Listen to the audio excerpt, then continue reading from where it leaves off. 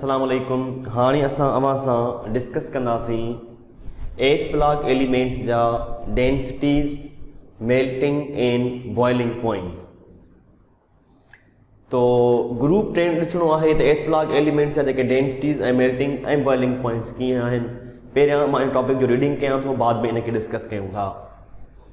S block elements are less denser and have low melting and boiling points. जेका पहिरीं point note करणी हूंदी त एस ब्लॉक एलिमेंट्स जो डेंसिटी लो आहे, उनजो मेल्टिंग ऐं बॉइलिंग पॉइंट बि लो आहे। Lithium, sodium and potassium are less denser than water. Lithium, sodium ऐं पोटेशियम जी जेका डेंसिटी आहे, जेका घाटाई आहे, उहा पाणीअ खां बि घटि आहे, लेस आहे। उनजो स्ट्रक्चर अहम आहे। All alkali metals have body centred cubic structure. जेके बि अल्कली मेटल्स आहिनि, ग्रुप 1A जा जेके एलिमेंट्स आहिनि, जिनखे असां अल्कली मेटल्स चऊं था, इन्हनि जो जेको स्ट्रक्चर आहे, यादि कंदो त उहो बॉडी सेंटर्ड क्यूबिक स्ट्रक्चर आहे। Alkaline earth metals have high density in melting and boiling points than alkali metals. Alkaline earth metals जो density, melting and boiling point alkali metals खां high आहे, वधीक आहे। Density याद कंदो increases down the group। Density जेका आहे उहा down the group increase थींदी आहे। Melting and boiling points decreases down the group। Melting ऐं बॉइलिंग पॉइंट्स ग्रुप में डिक्रीज थींदा आहिनि। Alkaline earth metals are harder, वधीक सख़्त आहिनि देन अल्कली मेटल्स। उनजो सबबु यादि कंदो त अल्कलाइन अर्थ मेटल्स वधीक हार्डर छो आहिनि अल्कली मेटल्स खां? Because of presence of divalent cation. Divalent cation जे मौजूदगी हुअण जे करे। हाणे असां इनखे तफ़सील सां डिस्कस कयूं था। इन में कहिड़े क़िस्म जा MCQ अची सघनि था, या तव्हांखे ही टॉपिक कीअं यादि करिणो आहे। पहिरीं तव्हांखे इहो सवाल कयो वञे त भई जेके एस ब्लॉक एलिमेंट्स आहिनि, उन्हनि जो जेको डेंसिटी आहे या जेको मेल्टिंग ऐं बॉइलिंग पॉइंट आहे, आया उहो हाई आहे या लो आहे या मॉडरेट आहे। तव्हांखे यादि करिणो पवंदो त एस ब्लॉक एलिमेंट्स जो डेंसिटी, मेल्टिंग ऐं बॉइलिंग पॉइंट्स पेरियोडिक टेबल में जेके ॿिया एलिमेंट्स आहिनि, उन्हनि जे कंपेरिज़न में हिननि जो डेंसिटी, मेल्टिंग ऐं बॉइलिंग पॉइंट लो आहे, घटि आहे। जिन मां टिनि एलिमेंट्स जो बुक ख़ासि तरह सां ज़िक्र करे थो, उहे टे एलिमेंट्स कहिड़ा आहिनि? उहे आहिनि लिथियम, सोडियम ऐं पोटेशियम। जेकॾहिं मां हेॾां निहारियो, हीअ आहिनि group 1A S block elements.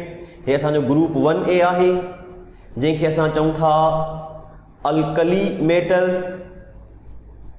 ऐं हे असांजो ग्रुप 2A आहे, जंहिंखे असां चऊं था अल्कलाइन अर्थ मेटल्स।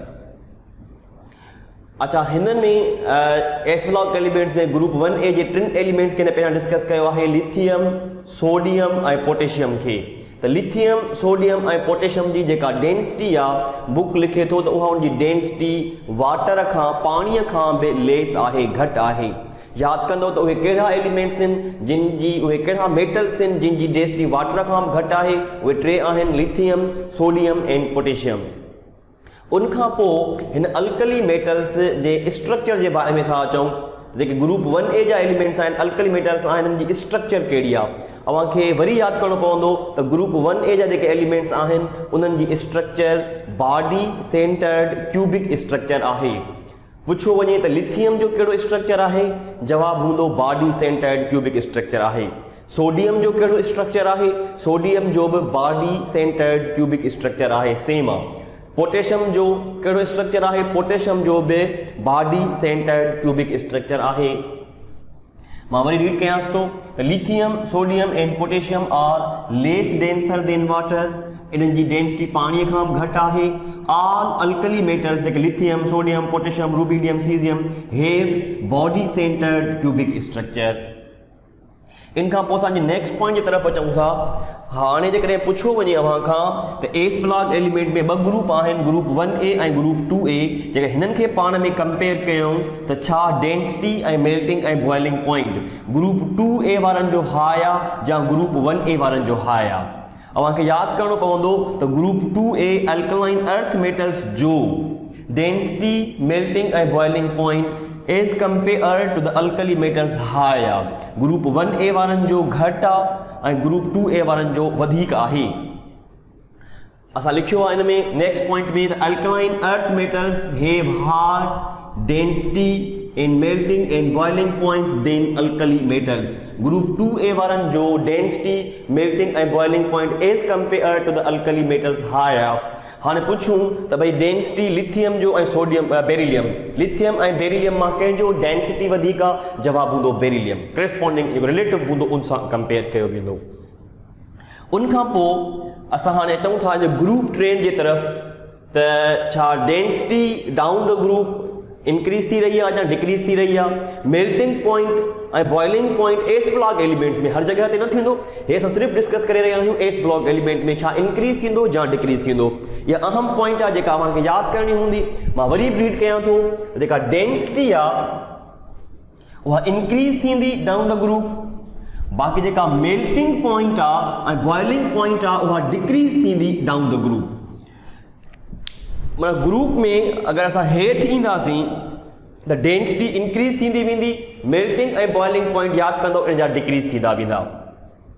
हाँ पुछूं त भाई लिथियम आहे, सोडियम आहे, पोटेशियम आहे, रुबिडियम आहे ऐं सीज़ियम आहे ग्रुप 1A में, उन्हनि मां डेंसिटी हाई कंहिंजी आहे? जीअं त density down the group increase थी रही आहे, इंक्रीज थियण जो मतिलबु आहे त लिथियम खां सोडियम जो डेंसिटी वधीक आहे, पोटेशियम जो अञा वधीक आहे, रुबिडियम जो अञा वधीक आहे, सीज़ियम जो अञा वधीक आहे। हाणे जेकॾहिं असां अव्हां खां डेंसिटीअ जे मुताबिक़ सवाल पुछूं ग्रुप 1A जे अंदरि त अव्हां चवंदो जेका डेंसिटी लिथियम जी आहे उहा लो आहे ऐं जेका डेंसिटी सीज़ियम जी आहे उहा हाई आहे इन ग्रुप 1A। जेकॾहिं ग्रुप 1A में कंपेयर कयूं density increases down the group, increase थियण जो मतिलबु आहे त मथे जी घटि हूंदी ऐं हेठि जी वधीक हूंदी। लाइकवाइज जेकॾहिं ग्रुप 2A में ॾिसूं त बेरिलियम जी लो हूंदी ऐं बेरियम जी जेका डेंसिटी आहे, वरी बि लिखां थो, बेरियम जी जेका डेंसिटी आहे उहा हाई हूंदी। अच्छा हाणे जेकॾहिं हिनखे ओवरऑल सॼे ब्लॉक में डिस्कस कयूं त भाई सॼे ब्लॉक में डेंसिटी घटि में घटि कंहिंजी हूंदी? तव्हां चवंदो या घटि में घटि लिथियम जी हूंदी ऐं वधि मां वधि कंहिंजी हूंदी? बेरियम जी हूंदी। छाकाणि त ग्रुप 2A जो डेंसिटी मेल्टिंग ऐं boiling point as compare to the group 1A 2A वारनि जो वधीक आहे, त हेॾां बेरियम जी वधीक थींदी, घटि में घटि कंहिंजी थींदी? घटि में घटि लिथियम जो थींदो। हाणे जेकॾहिं असां डेंसिटी न पर जेकॾहिं असां इन्हनि में डिस्कस करणु चाहियूं था, डेंसिटी न जेकॾहिं असां इन्हनि में डिस्कस करणु चाहियूं था melting point and boiling point, त पोइ छा साॻी सूरत हाल बीहंदी? हाणे मेल्टिंग ऐं बॉइलिंग पॉइंट इन में डिस्कस था करणु चाहियूं। अवां ॾिसो त melting and boiling point decreases down the group. Decreases down जो ग्रुप जो मतिलबु आहे जीअं हेठि ईंदासीं त उहा शइ डिक्रीज़ थींदी वेंदी। जेकॾहिं ग्रुप 1A में डिस्कस कयूं मेल्टिंग ऐं बॉइलिंग पॉइंट, जेकॾहिं डाउन द ग्रुप डिक्रीज़ थी रहियो आहे त मेल्टिंग ऐं बॉइलिंग पॉइंट लिथियम जो हाई थींदो ऐं ग्रुप 1A में जेको सीज़ियम जो आहे उहो मेल्टिंग ऐं बॉइलिंग पॉइंट लो थींदो। लाइकवाइज जेकॾहिं ग्रुप 2A में ॾिठो वञे त मेल्टिंग ऐं बॉइलिंग पॉइंट बेरिलियम जो हाई थींदो ऐं जेको बेरियम आहे उनजो लो थींदो। हाणे जेकॾहिं सॼे ब्लॉक में असांखे डिस्कस करणो आहे डेंसिटीज़ मेल्टिंग ऐं बॉइलिंग पॉइंट पुछो वञे त सभिनी खां वधीक जेका हिन में मेल्टिंग ऐं बॉइलिंग पॉइंट आहे उहा कंहिंजी आहे? तव्हां यादि कंदव उहा बेरिलियम जी आहे। ऐं पुछो वञे त डेंसिटी मेल्टिंग ऐं बॉइलिंग पॉइंट घटि में घटि कंहिंजी आहे? त यादि कंदव उहो सीज़ियम जो आहे। इन खां अलावा असां हिन में हिकिड़ी पॉइंट लिखी आहे त अल्कलाइन जेके अर्थ मेटल्स आहिनि, जेके ग्रुप 2A जा जेके एलिमेंट्स आहिनि, इहे वधीक हार्डर हूंदा as compare to the alkali metals. छाकाणि त हिननि ते जेका चार्ज आहे उहा +1 आहे ऐं हिननि ते जेका चार्ज आहे +2 आहे। हिन +2 खे असां चयो आहे डाइवेलेंट केटाइन। डाइवेलेंट केटाइन हुअण जे करे हिननि में जेको इंटर एटॉमिक फोर्स आहे उहो वधीक थींदो, हिक ॿिए जे वधीक क़रीब हूंदा, तंहिंजे करे अल्कलाइन अर्थ मेटल्स आहिनि उहे हार्डर थियनि था। Alkaline earth metals are harder than alkali metals. Alkaline earth metals alkali metals खां वधीक सख्त हूंदा because of presence of divalent cation. छाकाणि त ग्रुप 2A वारनि में divalent cation आहे, उनते +2 चार्ज आहे। इन खां पोइ असां डिस्कस कयूं था इन में कुझु जा केमिकल प्रॉपर्टीज़। डियर स्टूडेंट्स, हाणे असां डिस्कस कयूं था reactivity of s block elements. त जेके एस ब्लॉक एलिमेंट्स आहिनि ग्रुप 1A ऐं 2A alkali and alkaline earth metals आया, उहे हाई रिएक्टिव आहिनि या लेस रिएक्टिव आहिनि, उहे स्लोली रिएक्ट कंदा या क्विकली रिएक्ट कंदा। अचो त पहिरियां हिनखे रीड कयूंसि था। एस ब्लॉक एलिमेंट्स आर, यादि कंदो, highly reactive except beryllium and magnesium. जेके एस ब्लॉक एलिमेंट्स आहिनि उन्हनि जी जेका रिएक्टिविटी आहे उहा तमामु घणी हाई आहे, इहे हाईली रिएक्ट कंदा आहिनि सवाइ बेरिलियम ऐं मैग्नीशियम जे। Alkali metals are more reactive than alkaline earth metals. Alkali metals जी रिएक्टिविटी अल्कलाइन अर्थ मेटल्स खां वधीक आहे। रिएक्टिविटी यादि कंदो, increases down the group in s block element. जेका रिएक्टिविटी आहे उहा डाउन द ग्रुप छा थींदी, उहा डाउन द ग्रुप इंक्रीज़ थींदी वेंदी। यादि कंदो त रिएक्टिविटी एस ब्लॉक एलिमेंट्स में, सॼी प्रोडक्ट टेबल में न, रिएक्टिविटी एस ब्लॉक एलिमेंट्स जे अंदरि छा थी थिए, ग्रुप जे अंदरि इंक्रीज़ थी थिए या डिक्रीज़ थी थिए। यादि कबो त reactivity increases down the group in s block elements. ही अहम तरीन पॉइंट आहे त सीज़ियम इज मच न मोर न most, Cesium is most reactive of all the S block elements। यादि कंदो त सभिनी खां जेको वधीक रिएक्टिव आहे उहो जेको एलिमेंट आहे, उहो जेको मेटल आहे, उहो सीज़ियम आहे। All alkaline earth metals form nitrides except beryllium। इहो बि यादि करणो हूंदो त सभई अल्कलाइन अर्थ मेटल्स नाइट्राइड ठाहींदा आहिनि सवाइ बेरिलियम जे। जेकॾहिं मैग्नीशियम जे भरिसां नाइट्रोजन हूंदो त पोइ असां उनखे चवंदा आहियूं त उहो नाइट्राइड आहे। हाणे इनखे डिस्कस कयूंसि था। असां वटि ॿ ग्रुप्स आहिनि जंहिंखे असां एस ब्लॉक चई रहिया आहियूं। हिकिड़ो ग्रुप आहे 1A ऐं ग्रुप 2A। ॿिन्ही खे मिलाए असां चवंदा आहियूं त इहे एस ब्लॉक एलिमेंट्स आहिनि। ग्रुप 1A अल्कली मेटल्स जंहिंखे चऊं था, लिथियम, सोडियम, पोटेशियम, रूबीडियम ऐं सीज़ियम। ग्रुप 2A में आहे beryllium, magnesium, calcium, strontium, barium. ही एस ब्लॉक एलिमेंट्स आहिनि। हाणे क्वेश्चन अराइज थो थिए त छा हिन जेका रिएक्टिविटी आहे उहा हाई आहे या लो आहे। S block element slow react कंदा या फास्ट रिएक्ट कंदा। यादि कंदो त एस ब्लॉक एलिमेंट्स जी रिएक्टिविटी तमामु घणी हाई आहे, हे तमामु घणो क्विकली, हे फास्टली रिएक्ट कंदा आहिनि। अच्छा, हिननि ॿिन्ही मां ग्रुप 1A मां ऐं 2A मां कंपेयर कजे त रिएक्टिविटी वधीक कंहिंजी हूंदी। यादि कंदो त ग्रुप 1A जी जेका रिएक्टिविटी आहे as compare to the group 2A वधीक आहे। ग्रुप 1A जी रिएक्टिविटी हाई आहे as compare to the group 2A। हाणे क्वेश्चन अराइज थो थिए, जेकॾहिं ग्रुप 1A वारनि जी रिएक्टिविटी सॼी प्रोडक्ट टेबल जे एलिमेंट्स खां वधीक आहे त ग्रुप 1A में रिएक्टिविटी कंहिंजी वधीक आहे। उनजे लाइ असां लिखियो आहे त reactivity increases down the group. जेका रिएक्टिविटी आहे डाउन द ग्रुप ईंदासीं त उहा इंक्रीज़ थींदी वेंदी। इन जो मतिलबु आहे त लिथियम खां सोडियम वधीक रिएक्टिव आहे, सोडियम खां पोटेशियम वधीक रिएक्टिव आहे, पोटेशियम खां रूबीडियम वधीक आहे, रूबीडियम खां जेको अञा वधीक आहे उहो सीज़ियम आहे। दैट मीन्स ग्रुप 1A जे एलिमेंट्स जी रिएक्टिविटी सभिनी खां वधीक आहे। ग्रुप 1A में जंहिंजी रिएक्टिविटी वधीक आहे उहो सीज़ियम आहे। अमांखे यादि करणो हूंदो त caesium is most reactive of all the S block element. सॼे एस ब्लॉक एलिमेंट में जेको वधि खां वधि रिएक्टिव आहे उहो सीज़ियम आहे। ग्रुप 2A जा एलिमेंट्स सभई नाइट्राइड ठाहींदा आहिनि सवाइ बेरिलियम जे। एस ब्लॉक एलिमेंट्स जा सभई रिएक्टिव आहिनि, पर जिन जी रिएक्टिविटी इन्हनि जे मुक़ाबले में कुझु घटि आहे, उहो यादि कंदो त बेरिलियम ऐं मैग्नीशियम आहे। मां वरी इनखे रिपीट करे थो वञा त एस ब्लॉक तव्हांजो टॉपिक हूंदो reactivity of s block elements. त यादि कंदो त एस ब्लॉक एलिमेंट्स जी रिएक्टिविटी तमामु घणी हाई आहे एक्सेप्ट बेरिलियम ऐं मैग्नीशियम जे। उन्हनि मां अगरि कंपेयर कयूं त कंहिंजी वधीक यादि कंदव त अल्कली मेटल्स जो रिएक्टिविटी एल्कलाइन अर्थ मेटल्स खां वधीक आहे। Reactivity down the group increase थिए थी। हाणे जेकॾहिं मालूम करणो आहे त सभिनी खां वधीक रिएक्टिव कहिड़ो आहे, हिन में अहम तरीन पॉइंट इहा हुआ त caesium is the most reactive of all the S block element. Alkaline earth metal सभई जो सभई नाइट्राइड नाइट्रोजन सां रिएक्ट कंदा आहिनि सवाइ हिकिड़े एलिमेंट जे, उहो आहे बेरिलियम। उहो आहे बेरिलियम। हाणे असां अचूं था पंहिंजे नेक्स्ट टॉपिक नेक्स्ट टर्म जे तरफ़। डियर स्टूडेंट्स, हाणे असां अचूं था reactions of s block elements with oxygen. त यादि कंदो त S block elements directly reacts with oxygen and forms oxides, peroxides and super oxides.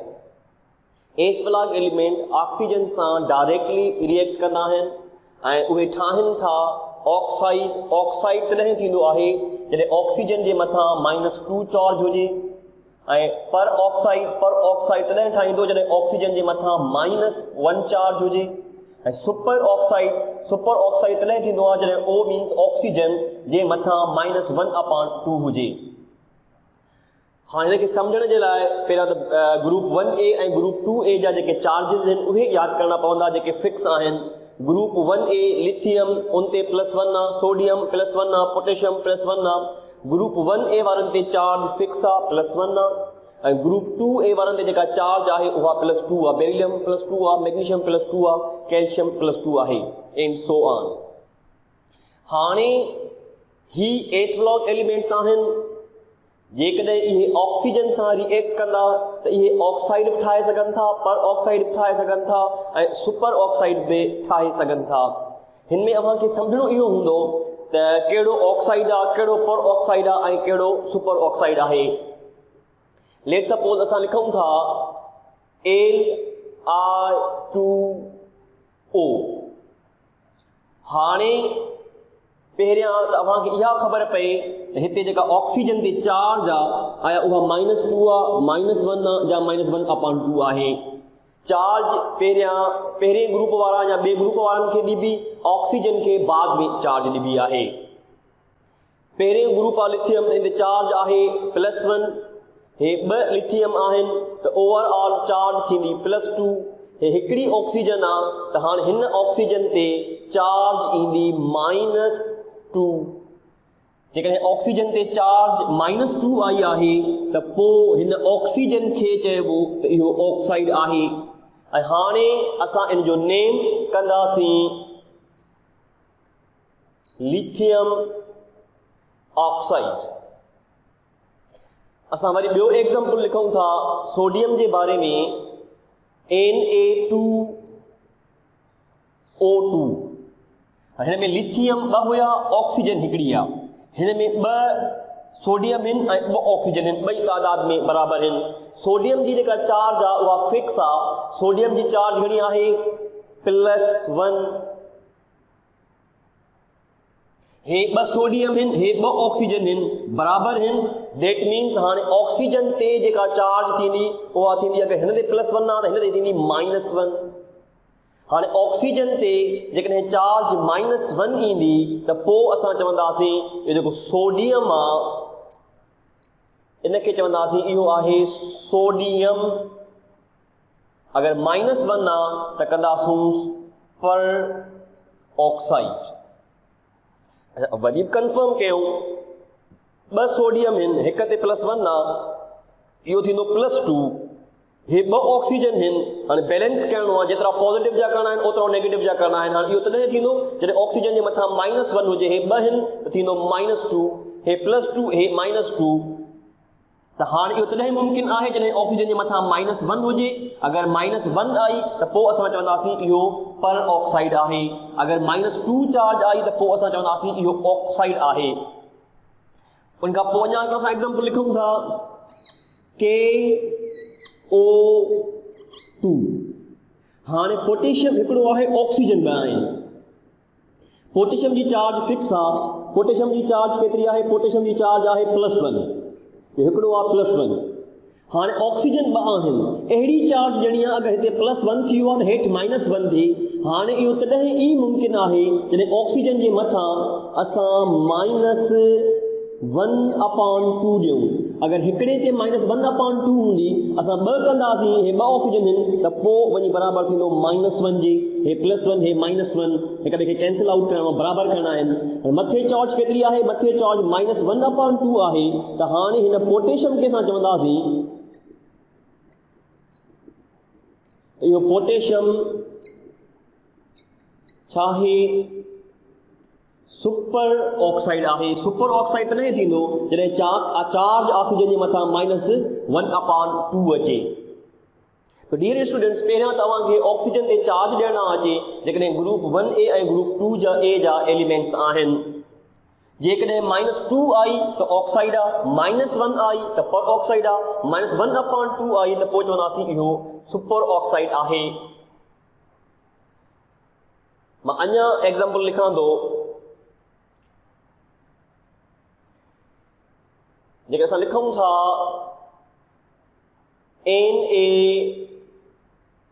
Na2O,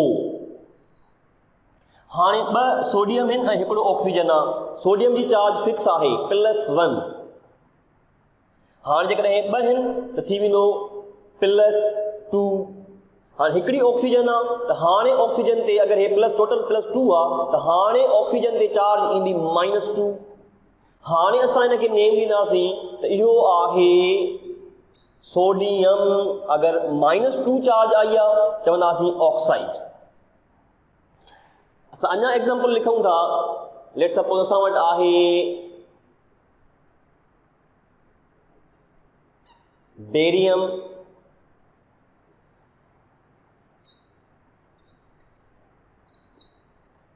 हाणे बेरियम ते जेका चार्ज आहे पहिरियां तव्हांखे उहा मालूम हुजे त बेरियम ते चार्ज फिक्स आहे ऐं उहा +2 आहे। हाणे ओवरऑल असांखे -2 करणो आहे। जेकॾहिं हिते -2 ॾींदासीं त हे 2 आहिनि -4 थी वेंदो। हाणे हिनखे बैलेंस करण जे लाइ ऑक्सीजन ते जेका हाणे जेका चार्ज ईंदी उहा ईंदी -1, छाकाणि हे 2 ऑक्सीजन आहिनि। हिकिड़ी माइनस ऐं 2 माइनस मिली करे हिकिड़ी हे -1 इनखे 2 सां मल्टीप्लाई कबो त इहो -2 थी वेंदो। हाणे जेकॾहिं ऑक्सीजन ते -1 चार्ज आई आहे त असां हिनखे नेम ॾींदासीं बेरियम। अगरि -1 चार्ज आहे त पोइ नालो ॾींदासीं असां हिनखे बेरियम पर ऑक्साइड। अञा मां एग्जाम्पल लिखां थो। लेट सपोज CaO, हे कैल्शियम हिकिड़ो आहे, ऑक्सीजन हिकिड़ी आहे। अगरि कैल्शियम ते +2 आहे, हिकिड़ो आहे, ऑक्सीजन ते -2 थींदो। अगरि ऑक्सीजन -2 थियो त हाणे असां हिनखे नेम ॾींदासीं कैल्शियम। अगरि -2 आई आहे कंदासीं ऑक्साइड। मां अञा एग्जाम्पल लिखां थो। लेट सपोज असां वटि आहे सीज़ियम था करूं। सीज़ियम हाणे चार्ज ॾियणी हूंदी। सीज़ियम ते +1 आहे, हे हिकिड़ो आहे, -1 करणो आहे ओवरऑल। हे 2 ॼणा आहिनि। हाणे तॾहिं थींदो जॾहिं असां हिन जे मथां -1/2 ॾींदासीं। हाणे -1/2 ॾींदासीं तॾहिं चार्ज बैलेंस थींदी। हिन ते हिकिड़े ते आहे +1, -1/2 हिकिड़े ते आहे, 2 सां मल्टीप्लाई कंदासीं त -1 थी वेंदो। हे +1 हे -1 हिक ॿिए खे कैंसिल आउट कंदा। मथे जेका चार्ज ईंदी -1/2 ईंदी। हाणे असां हिनखे चवंदासीं इहो आहे सीज़ियम सुपर ऑक्साइड। तो हिन टॉपिक जो ॿुधाइण जो मक़सदु सिर्फ़ु इहो आहे तव्हांखे ख़बर हुअणु घुरिजे त जेकॾहिं एस ब्लॉक एलिमेंट्स ऑक्सीजन सां रिएक्ट कनि था त उहे ऑक्साइड बि ठाहिनि था, पर ऑक्साइड बि ठाहिनि था, सुपर ऑक्साइड बि ठाहिनि था। अव्हांखे चार्ज बैलेंस करणु अचे। जेकॾहिं ऑक्सीजन ते चार्ज -2 थी अचे त पोइ अव्हां चवंदो उहो ऑक्साइड आहे। पर जेकॾहिं ऑक्सीजन जे मथां -1 अची रही आहे त पोइ जेकॾहिं -1 अची रही आहे पोइ अव्हां चवंदा इहो पर ऑक्साइड आहे। जेकॾहिं -2 आई त ऑक्साइड आहे, -1 आई त पर ऑक्साइड आहे। जेकॾहिं उनजे मथां -1/2 चार्ज अची रही आहे त पोइ अव्हां चवंदा उहो सुपर ऑक्साइड आहे। हाणे असां डिस्कस कयूं था अव्हां सां reactions of s block element with water. जॾहिं B S block element verbally असां हिनखे डिस्क्राइब कयूं था त जॾहिं रिएक्ट कंदा एस ब्लॉक एलिमेंट अल्कली या एल्कलाइन अर्थ मेटल्स वाटर सां, जेके हिन जा रिएक्शन्स आहिनि उहे वायोलेंट आहिनि ऐं एक्सप्लोसिव आहिनि। उनजो सबबु इहो आहे त अल्कली या एल्कलाइन अर्थ मेटल्स खे जॾहिं वाटर में डिज़ोल्व कबो, यादि कंदो त उन वक़्तु हू हाइड्रोजन गैस ठाहींदा आहिनि ऐं पंहिंजो हाइड्रो ऑक्साइड ठाहींदा आहिनि। उन वक़्तु जेका हाइड्रोजन गैस ठहंदी आहे उन वक़्तु उहो जेको रिएक्शन आहे उहो तमामु घणो वायोलेंट ऐं एक्सप्लोसिव आहे।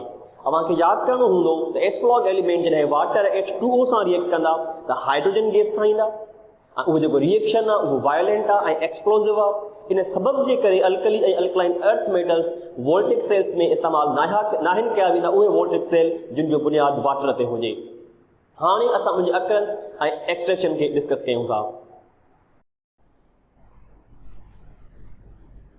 डियर स्टूडेंट्स, हाणे असां डिस्कस कयूं था अकरंस ऑफ अल्कली मेटल्स, मतलब अल्कली मेटल्स असांखे किथां किथां ऑब्टेन थियनि था, हासिल थियनि था। रीड कयूं था। Alkali metals are highly reactive, do not free occur in nature but in the form of compounds. पहिरीं तव्हांखे पॉइंट यादि करणी पवंदी त जेके एस्प्लॉग एलिमेंट में जेके अल्कली मेटल्स आहिनि उहे नेचुरली कुदरती तौर ते फ्री हालत में हासिल नथा थियनि, पर उहे असांखे हासिल थींदा, ऑब्टेन थींदा कंपाउंड्स जे फॉर्म में। ॿ एलिमेंट यादि कबा, sodium and potassium are abundant. Sodium ऐं पोटेशियम उहे मिक़दार में अबंडेंट आहिनि, माना तमामु घणा आहिनि। सीज़ियम इज़ रेयर, सीज़ियम थोड़े मिक़दार में आहे। Fr means francium occur only in, यादि कंदो, ट्रेस क्वांटिटीज़। फ्रांशियम मां उहा तमामु थोड़े मिक़दार में हासिल थिए थी। अल्कली मेटल्स में यादि कबो त सोडियम ऐं पोटेशियम अबंडेंट आहिनि, माना तमामु घणा आहिनि। जेका सीज़ियम आहे उहा रेयर आहे, उहा थोड़े मिक़दार में आहे। उनजे हेठां फ्रांशियम मां यादि कबो त फ्रांशियम ट्रेस क्वांटिटीज़ जे मिक़दार में असांखे मिले थी, माना तमामु थोड़े मिक़दार में मिले थी।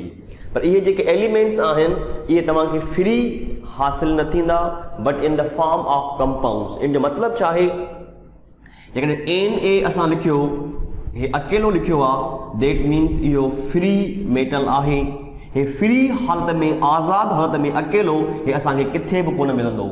पर उनजे कंपेरिज़न में असां लिखूं था NaCl सोडियम क्लोराइड, हाणे ही सोडियम कंपाउंड जे सूरत में आहे। NaCl छा आहे? NaCl सोडियम जो कंपाउंड आहे। त अल्कली मेटल्स फ्री हालत में नथा मिलनि, उहे ऑब्टेन थियनि था, मिलनि था इन द फॉर्म ऑफ कंपाउंड्स। जंहिंजे करे असां हिकु कंपाउंड खे डिस्कस कयो आहे, उहो कंपाउंड ॿियो कोन आहे, उहो कंपाउंड सोडियम क्लोराइड आहे। पहिरीं तव्हांखे हिन जा नेम्स यादि करणा पवंदा। त सोडियम क्लोराइड खे चइबो आहे table salt, common salt, occur in nature as rock salt. यादि कंदो त सोडियम क्लोराइड खे टेबल सॉल्ट चइबो आहे, कॉमन सॉल्ट बि चइबो आहे, नेचुरली जेको असांखे मिली रहियो आहे एज रॉक सॉल्ट। हाणे रॉक सॉल्ट कंहिंखे चइबो आहे? रॉक सॉल्ट जो फार्मूला छा आहे? रॉक सॉल्ट बि सोडियम क्लोराइड खे चइबो आहे, उनजो फार्मूला आहे NaCl। उनखां अलावा पोइ सोडियम क्लोराइड जे बारे में आहे त sodium chloride found in Pakistan eight Khewra. यादि कबो त सोडियम क्लोराइड पाकिस्तान में जंहिं इलाइक़े में मिली रही आहे उन इलाइक़े जो नालो खेवड़ा आहे। खेवड़ा में सोडियम क्लोराइड जा रॉक्स आहिनि, पहाड़ आहिनि। सोडियम क्लोराइड यादि करणो पवंदो अकर इन सी वाटर, समुंड जे पाणीअ में अबाउट 3%। यादि कबो त समुंड जे पाणीअ में सोडियम क्लोराइड 3% आहे, 3% आहे। In tropical regions, NaCl is obtained by solar evaporation of seawater। जेके ट्रॉपिकल रीजन्स आहिनि, जेके समुंड जे भरिसां इलाइक़ा आहिनि, जेके गरम तरीन इलाइक़ा आहिनि, उन्हनि में छा कयो वेंदो आहे, जो समुंड जे पाणीअ खे ॿाहिरि रखी सिज जे साम्हूं रखियो वेंदो आहे त जीअं पाणी एवापोरेट थी वञे, उन मां जेको लूणु आहे उहो ॿाहिरि निकिरी ईंदो। अव्हांखे यादि करणो पवंदो त ट्रॉपिकल रीजन्स में सोडियम क्लोराइड ऑब्टेन कई वेंदी आहे, हासिल कई वेंदी आहे छाजे ज़रिए? Solar evaporation. माना कंहिं बि शइ खे सिज ते रखी, उनजी सिज जे रोशनीअ साम्हूं रखी उनखे एवापोरेशन कराई वञे त उनखे असां चवंदा आहियूं solar evaporation of sea water. माना समुंड जे पाणीअ खे सिज जे साम्हूं रखी अगरि एवापोरेशन कराई वेंदी त उन मां असांखे सोडियम क्लोराइड हासिल थींदो। इहो तरीक़ो इस्तेमालु कयो वेंदो आहे, यादि कबो कहिड़नि रीजन्स में? ट्रॉपिकल रीजन्स में। वरी तव्हांखे इन जो रिव्यू ॾियां थो त अल्कली मेटल्स फ्री ऑब्टेन न थींदा। यादि कंदो alkali metals are highly reactive, do not free occur in nature. ये कुदरती तौर ते तव्हांखे फ्री न मिलंदा, ये तव्हांखे मिलंदा इन द फॉर्म ऑफ कंपाउंड्स। जेके वधीक आहिनि उहो सोडियम ऐं पोटेशियम आहे, जेको थोरे मिक़दार में आहे उहो सीज़ियम आहे, जेको तमामु थोरे ट्रेस क्वांटिटी में आहे उहो फ्रांशियम आहे।